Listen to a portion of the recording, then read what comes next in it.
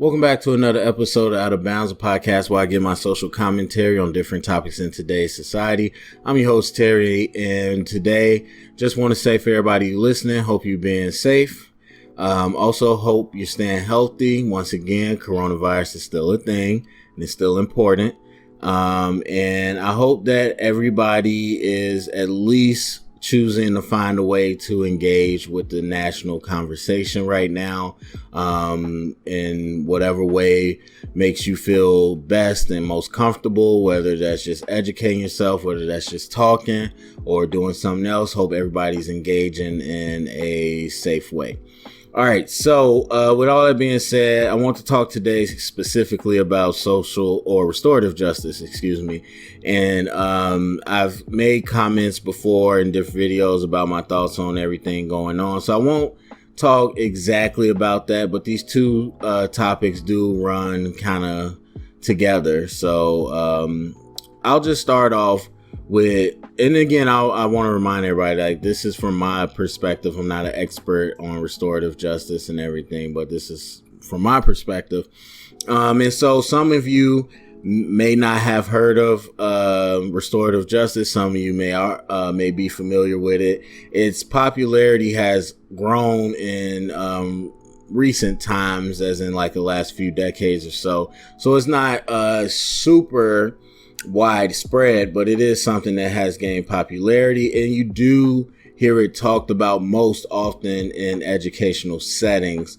And so a lot of people might not be familiar with it, but restorative justice is something that ironically enough I was not super into, because like most things, the first impression means a lot.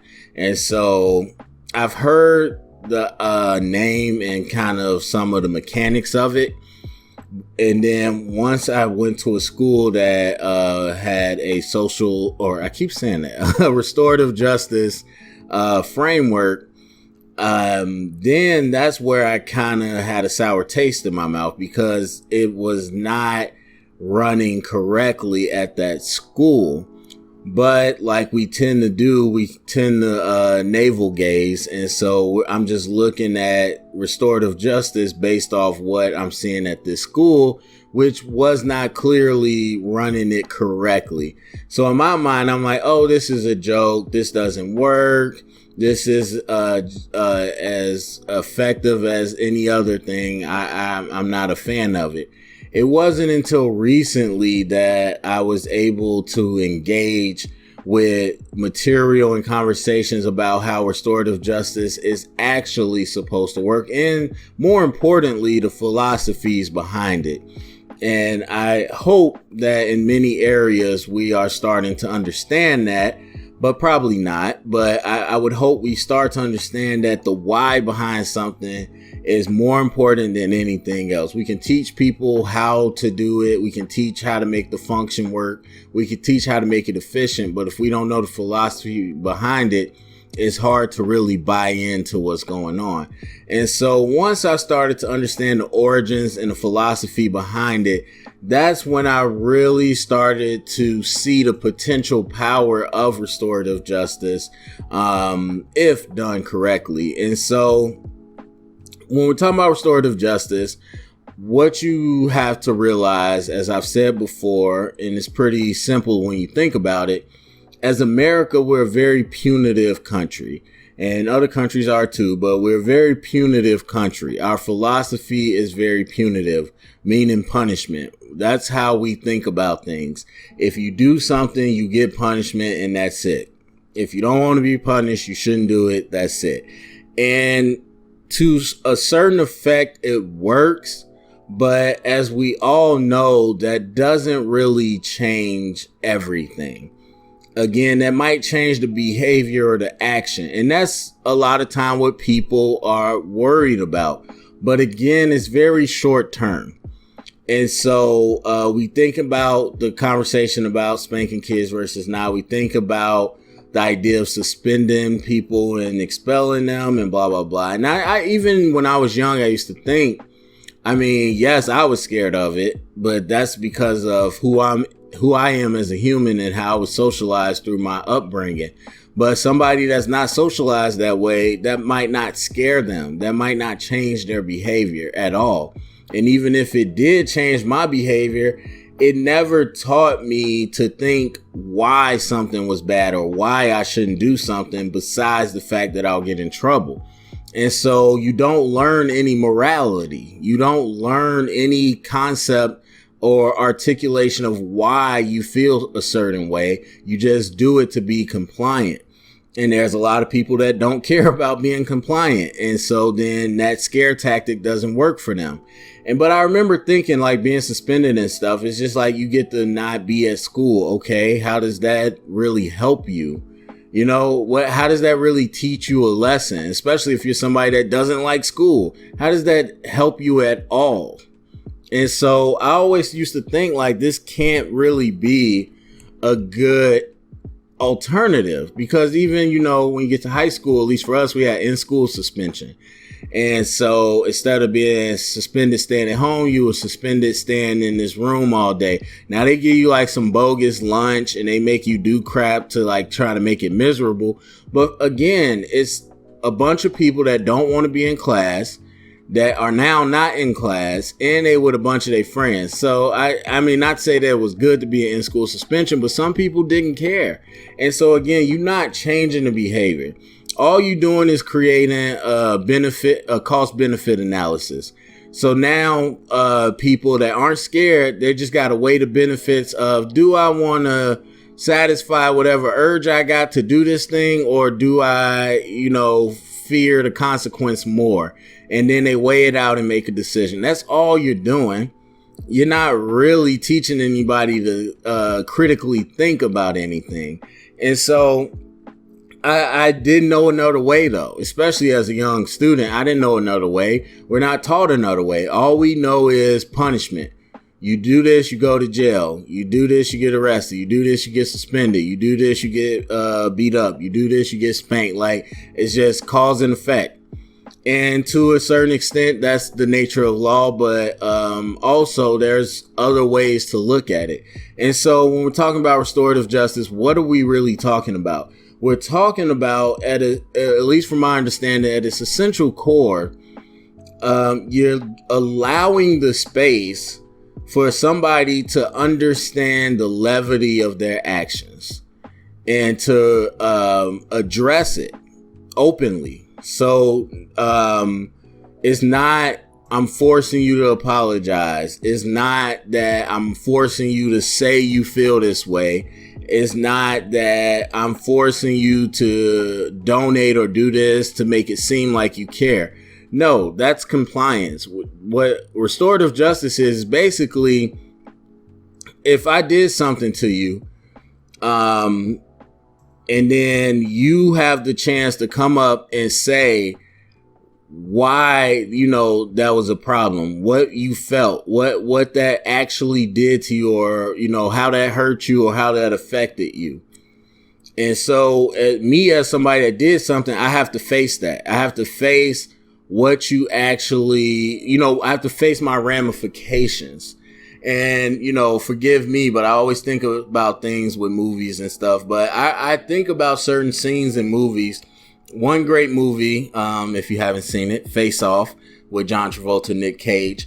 But in that movie, there was one scene where, because basically this cop and his nemesis, they switch faces and switch lives, basically.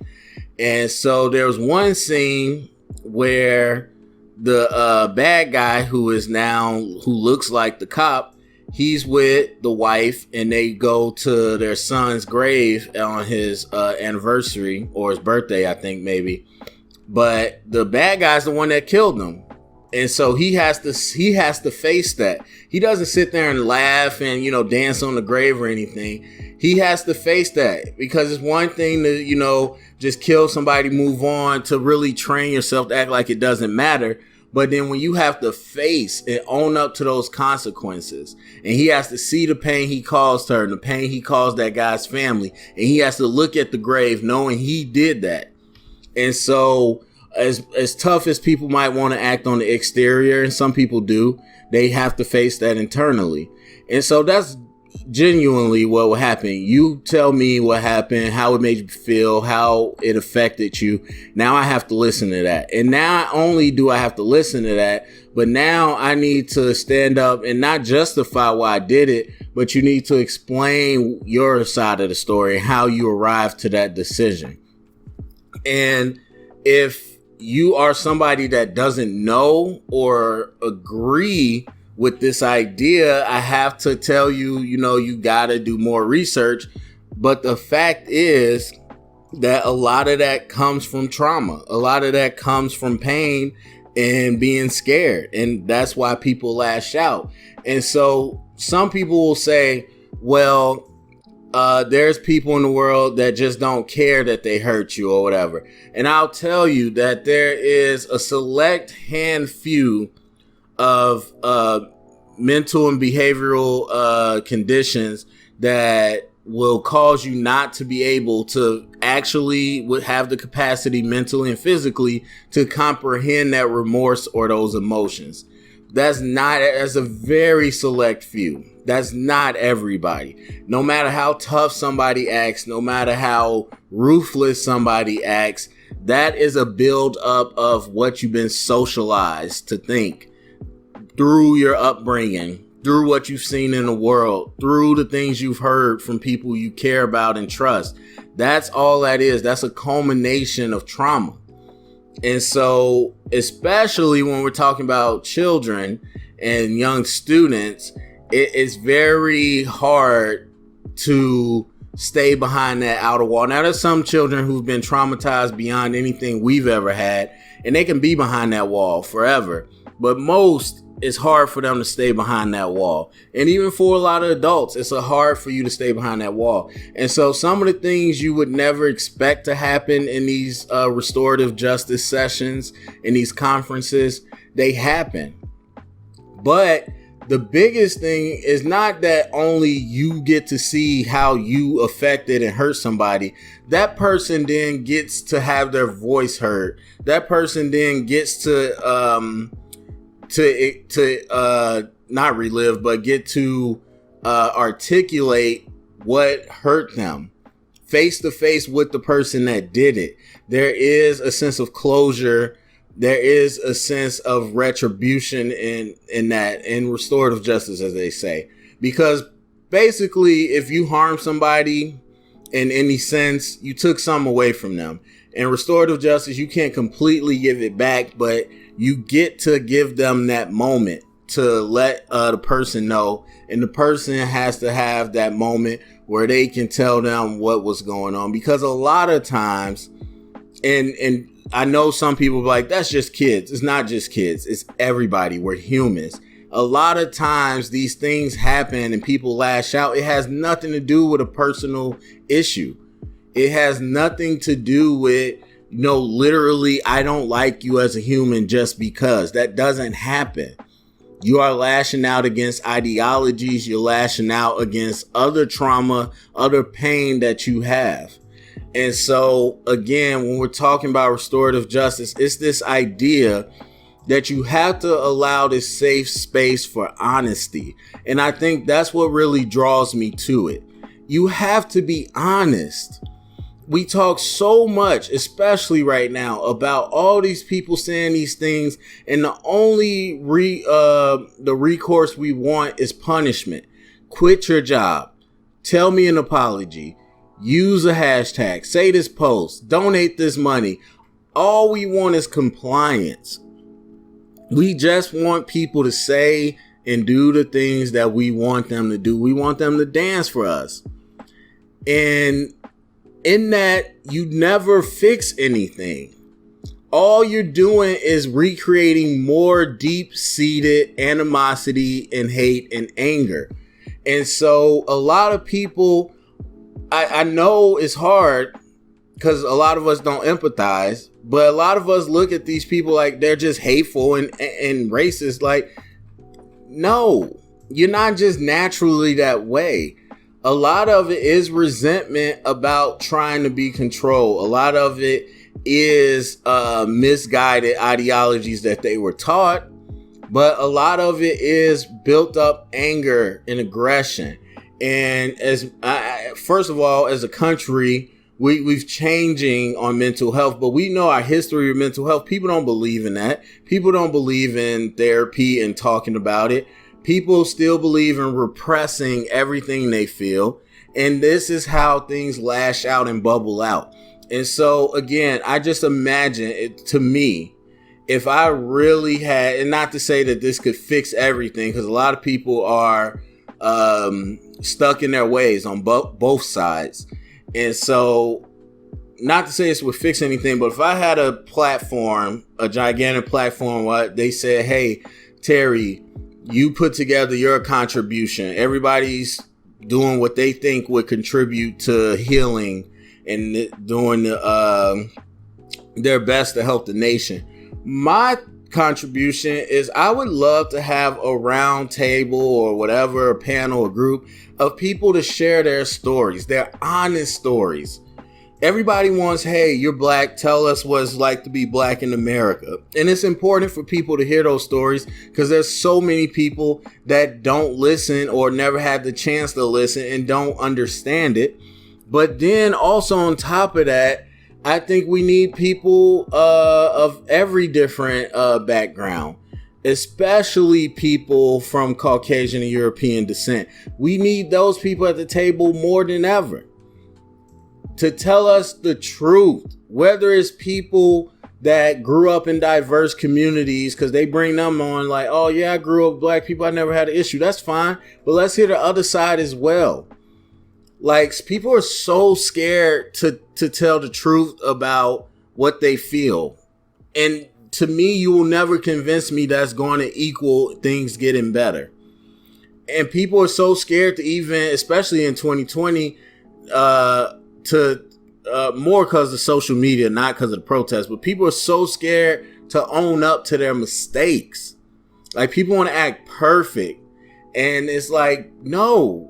Like we've said racist things as black people. We've said racist things as Latinos, as Asians, as white people, as anything. We've all said racist things. We all said discriminatory things.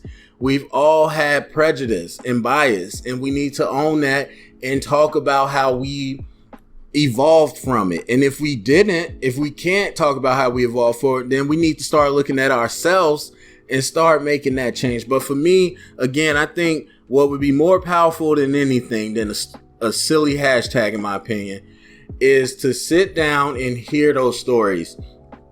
I used to call people N-word, or I used to think this about such and such people, and this is why. Now, this is what I thought about when I reflected on it. When I understood what I was doing, I traced it back to this. This is why I was doing this, or I was doing these things, or maybe I did some terrible things and I did this because of this reason. And then we can start making connections because we're humans, we're connected. People want to make it us versus them. They want to make you pick sides. We're all connected. And so I think only through those stories, only through our experiences, only through our connections can we gain empathy. Because you want to believe that there's nothing that connects you. There's nothing similar to you and the person across from you. And that's not true. That's just a defense mechanism you're able to tell your brain so that you can continue to hate. Because once you understand that we are connected, that we are more similar than we are different, then it's going to be a lot harder to do some of the heinous things that people do. And so, again, it's not to say that it's lenient or to give them a pass. Honestly, it's a lot easier to just punish somebody. It's a lot easier to do that. People will say it's the same as doing nothing. And now I'm pulling from the avatar over here, but doing nothing is easy. Doing nothing is easy. Having to forgive and apologize and to reflect and grow, that's hard. And if you don't think it's hard, look at our country. Look at the world. You have people, thousands of people, millions of people that just have refused to grow, that have refused to look somebody in the face and apologize. Don't tell me that it's easy, that it's getting off easy. Punishment feels like retribution in the moment, but it doesn't mean anything. I go back to the same thing with fighting and stuff, like very early understanding that, look, if you fight, like, you say something I don't like, or you disrespect me, and I fight you. So what? What has changed? You win. Okay, you still disrespected me. I still feel disrespected. I win. So what? You still feel the same way you feel, probably even more. You didn't change anything. And so all that, what do they call it? Instant karma, like all that justice crap, like, to me, it don't mean anything in the long run. And so when I think about long-term change, when I think about what it is that will move the needle forward, one of these ideas of restorative justice comes up to me, and this idea that it is about healing. It is about facing those wrongs, but it is about honesty. And if you can't be honest with what is hurting you, if you can't be honest with why you choose to do certain actions, then nobody on either side is going to grow from that. And that's how I feel. So anyway, that's it for me. Go to the comment section. Let me know what you think. Share it around. Get the conversation started. Thumbs up, subscribe. And thank you for going out of bounds.